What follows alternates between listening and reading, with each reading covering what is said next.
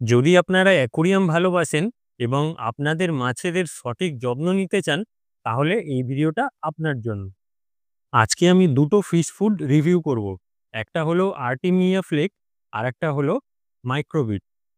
অ্যাকুরিয়ামের মাছেদের জন্য নতুন কোনো ব্র্যান্ডের খাবার চুজ করার সময় আমার একটা জিনিস খুব ভয় লাগে, সেটা হলো ড্রপসি ডিজিজ। কারণ অনেক কোম্পানিরা এমন কিছু জিনিস তাদের খাবারে মিশিয়ে দেয়, যার ফলে মাছেদের সেই খাবারটা হজম করতে অসুবিধা হয়, ফলে তারা ড্রপসি রোগে মারা যায়। কিন্তু আমি এই খাবারটা প্রায় 1 মাস ধরে ব্যবহার করছি এবং আমার একটাও মাছের কোনো অসুবিধা হয়নি।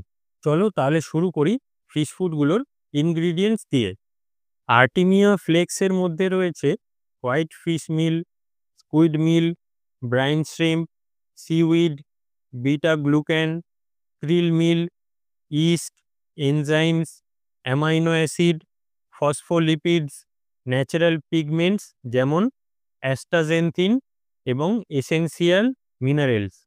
অন্যদিকে মাইক্রোবিটসের মধ্যে রয়েছে white fish meal, spirulina, seaweed, krill, yeast, enzyme, phospholipids, amino acid, beta glucan, pigments, astaxanthin এবং মিনারেলস।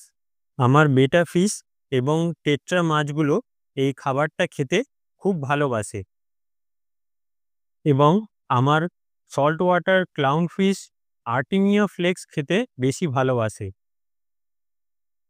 এই খাবার দুটোতে আমার যা ভালো লাগলো সেটা হলো এদের প্রোটিন সমৃদ্ধ উপাদান এবং অ্যাকুরিয়ামের মাছেদের গায়ের রং এনহ্যান্স করার জন্য অ্যাস্টাজেন্থিন ও হজমের জন্য এনজাইম দেওয়া আছে। যদি আপনাদের মেরিন ফিশ বা টেট্রা, র্যাসবোরা এইসব জাতীয় ফ্রেশ ওয়াটার মাছ থাকে, তাহলে আপনারা এই প্রোডাক্টগুলো ব্যবহার করতে পারেন।